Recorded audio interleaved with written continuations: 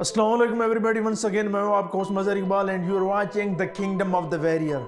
दोस्तों, आज की इस वीडियो जो कि वाइकिंग की तारीख के ऊपर हमारी 5वीं किस्त है, इस वीडियो में हम ये बयान करेंगे कि किस तरह स्कैंडिनेविया में रियासतें इकट्ठा हुई थी और किस तरह ईसाईयत का जो मज़हब है वो फैल गया था। दोस्तों, मैं आपको बता चुका हूँ कि स्कैंडिनेविया के अंदर कोई एक रियासत नहीं थी, बहुत सारी रियासतें थी, बहुत सारे जो टाउन थे और वो बस्तियाँ बनी हुई थी।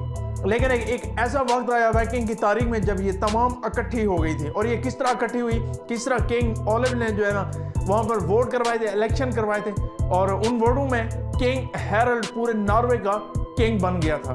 और किस तरह उन्होंने ग्रीनलैंड, फिनलैंड, आइसलैंड, एयरलैंड और इन तमाम जो है ना जितने भी जज़ायर थे उन लोगों को किस तरह दरियाफ्त किया था। और इस वीडियो में यह भी मैं आपको बताऊंगा कि किस तरह वाइकिंग शांत हो गए थे, उन्होंने हमले बंद कर दिए थे लालच में आकर, और किस तरह उन्होंने जो ना ईसाईयत को अपनाना शुरू कर दिया था। दोस्तों, क्या वाइकिंग की तारीख में वाइकिंग भी मुसलमान हुए थे? जी बिल्कुल, वाइकिंग मुसलमान हुए थे। लेकिन ये स्कैंडिनेविया की आखिरी किस्त में हम इस चीज़ के ऊपर बहस करेंगे, जिक्र करेंगे, और ये भी मैं आपको बताऊंगा कि किस तरह रैगनर का पूरा खानदान ख़त्म हो गया था वाइकिंग में। और इस वीडियो में हम दौर वस्ता का भी जायज़ा लेंगे, सुनहरी दौर, और उसके बाद जो है ना मौशी बदहाली का जो दौर था उसके ऊपर भी बात करेंगे। वीडियो पर आगे बढ़ने से कबल चैनल पर नए आने वाले दोस्तों से गुजारिश है हमारे चैनल को सब्सक्राइब कर दीजिए और साथ लेके बेल आइकन को भी प्रेस कर दीजिए। Watch for more informative video like this. So let's start this video without any delay.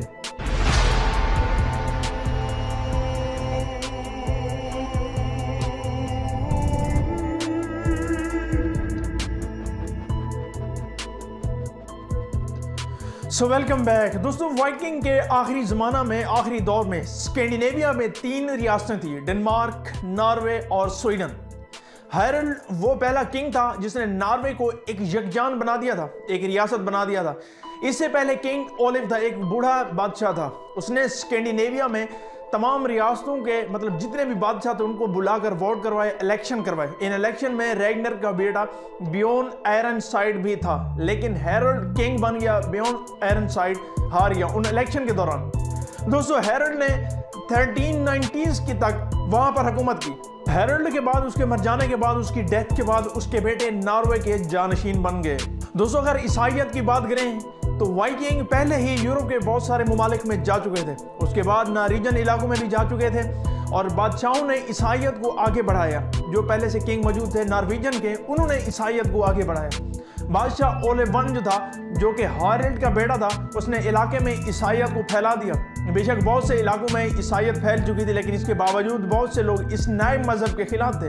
उनके लिए अपने बाप दादा का जो मजहब था उनको छोड़ना बहुत ही मुश्किल था। दोस्तों, बादशाह ओलिव टू भी जो था वो भी ईसाई था। उसने अपने दौर में मुल्क में मुकम्मल ईसाईयत के निज़ाम का आगाज कर दिया था। उसका कॉल था कि ईसाई बनो या फिर मर जाओ। उसने पुराने खुदाओं की तस्वीरें और बुतों को तोड़ डाला। दोस्तों, 1030 में इस पर दूसरे मजहब के लोगों ने हमला कर दिया और उसे कत्ल कर दिया। इस बादशाह को मुकद्दस ओलिव का नाम दिया गया, वो इस वजह से क्योंकि वो क्रिश्चियन बन चुका था। और इसी वजह से 1030 वाले साल को ईसाईयत के आगाज का साल भी माना जाता है। वाइकिंग की तारीख में इस साल को मुकद्दस ईसाईयत का साल भी माना जाता है। दोस्तों, 10वीं सदी साल में अंग्रेजों ने वाइकिंग को बहुत सारा खजाना देकर उन्हें लोगों को आजादाना रहने के लिए कहा।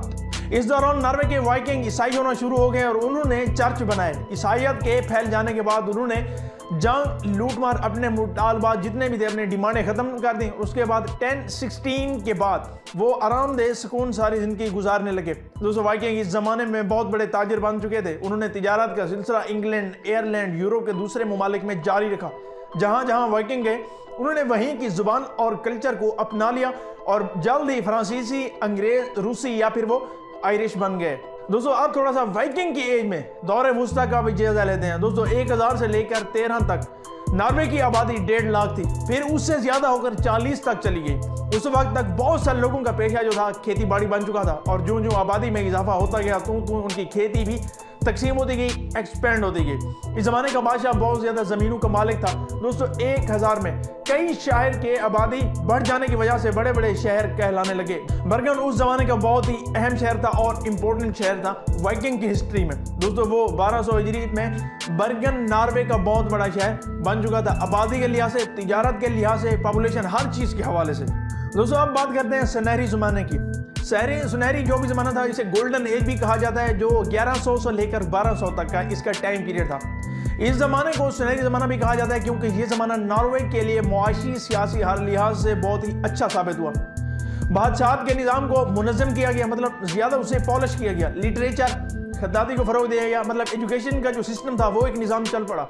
चर्चों में आर्ट और कल्चर को फ़रोग दिया गया, प्रमोट किया गया। ग्रीनलैंड, आइसलैंड और कई दूसरे जजीरे नॉर्वे के पास थे। और मैं आपको ये भी बताता चलूँ कि ग्रीनलैंड, आइसलैंड और कई जो दूसरे जजीरे थे वो भी इन्हीं वाइकिंग ने दरियाफ्त किए थे, क्योंकि वाइकिंग में कुछ ऐसे लोग थे जैसा कि फलूकी था। मैं आपको पिछली वीडियो में बता चुका हूँ कि फलूकी कौन था। उसने जाकर ग्रीनलैंड को दरियाफ्त किया था। इसके बाद आयरलैंड जो था वो भी उन्हीं मतलब वाइकिंग में से एक शैडल शख्स था जो रेगनर का बहुत ही करीबी था, उसने दरियाफ्त किया था। दोस्तों ये तमाम जितने भी जजीरे थे, फिनलैंड थे और दूसरा जो आइसलैंड थे, जितने भी जजीरे थे ये वाइकिंग की दरियाफ्त है। इससे पहले इन जजीरों का कोई नाम नहीं था। जैसे ही ये लोग वहाँ पर गए उन्होंने अपनी तरफ से ये जो नाम रखे हैं, ये जो फिनलैंड थे वगैरह वगैरह ये सब थे, ये वाइकिंग के नाम दिए हुए हैं इन जजीरों को। दोस्तों ये जितना भी ज़माना था जिसे गोल्डन एज कहा जाता है, ये और बहुत ही अच्छा दौर था क्योंकि यहाँ पर लोग ने तिजारतें भी शुरू की थी और खेती बाड़ी को एक्सपेंड किया था और ये लोग कुछ मुनज़्ज़म बन चुके थे, मतलब एक तालीम की तरफ एक नया रुझान था इनका। पहले वाले इन्होंने तमाम अपने कामों को जाना कुछ हद तक छोड़ दिया था। दोस्तों इसके बाद आ जाता है मुआशी बदहाली का ज़माना जो 1349 मतलब 1349 में है। दोस्तों ये जो ज़माना है इसमें ताउन की वजह से आबादी का बहुत ही तीसरा हिस्सा हलाक हो गया। अगर वहाँ की आबादी जो 40 लाख थी, यूँ समझ लें 10 लाख आबादी इस ताउन की नज़र हो गई थी। इसके बाद भी कई बार इस बीमारी का हमला होता रहा जो 1400 से पहले लोग इस वबा की वजह से आगे ना बढ़ सके। दोस्तों 1390 मतलब 1319 में नॉर्वे का जो बादशाह था जिसका कोई बेटा नहीं था, उसके मर जाने के बाद स्वीडन और नॉर्वे का एक ही बादशाह बना दिया गया था। दोस्तों 1318 से नॉर्वे और डेनमार्क का बादशाह एक ही था जो कि 1840s तक रहा। उसके बाद मार्गरेट ने इन तीन ममालिक को एक यूनियन में इकट्ठा किया। 1536 मतलब 1536 में फैसला किया गया कि नॉर्वे को एक अलग मुल्क नहीं रहने दिया जाएगा बल्कि इसको डेनमार्क का एक सूबा बना दिया जाएगा। दोस्तों नॉर्वे भी यूरोप के बाकी ममालिक की तरह एक ईसाई मुल्क बन चुका था और बनता भी जा रहा था, लेकिन ये नहीं थी कि टोटली ईसाई बन चुका था, लेकिन बनता जा चुका था।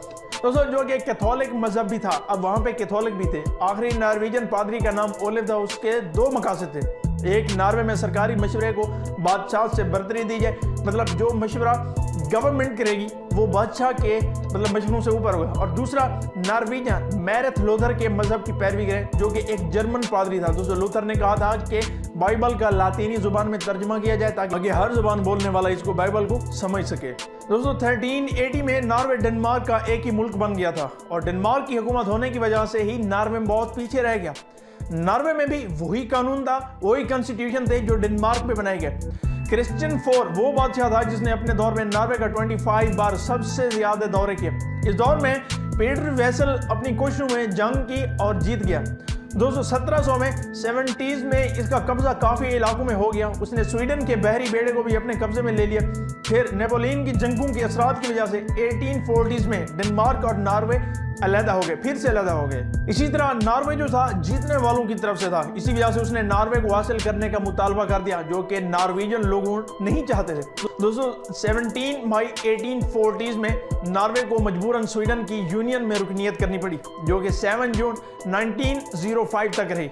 इसके बाद शहजादा कार्ल जो कि डेनमार्क का था बादशाह बना, जिसने अपना नाम हैकन 7 रखा। दोस्तों 9 अप्रैल 1940 में नॉर्वे की तारीख का एक नया बाब खुला जो कि बिल्कुल गैर मुतवक्के था। जर्मन लोगों ने नॉर्वे पर हमला बोल दिया। उन्हीं ने मुल्कों के कई हिस्सों में जंग जीत ली। तकरीबन 2 महीनों के बाद नॉर्वे को हार माननी पड़ी। इस हार के नतीजे में बादशाह और उसकी हुकूमत इंग्लैंड चले गए। इस तरह बाकी मुल्क में जंग जारी रही और 8 मई 1945 को खत्म हुई। इसके बाद नॉर्वे ने सुख का सांस लिया और इस तरह नॉर्वे में नई जिंदगी एक शुरू हो गई। दोस्तों ये थी वाइकिंग की तारीख के ऊपर हमारी 5वीं किस्म। उम्मीद करता हूँ वीडियो आपको अच्छी लगी होगी। अगर वीडियो अच्छी लगी तो हमारे चैनल को सब्सक्राइब करें, तो साथ रखे बेल आइकन को भी प्रेस कर दिए। Watch for more informative video like this. मिलते हैं एक नई वीडियो में, तब तक के लिए इजाजत दीजिए। अल्लाह हाफिज।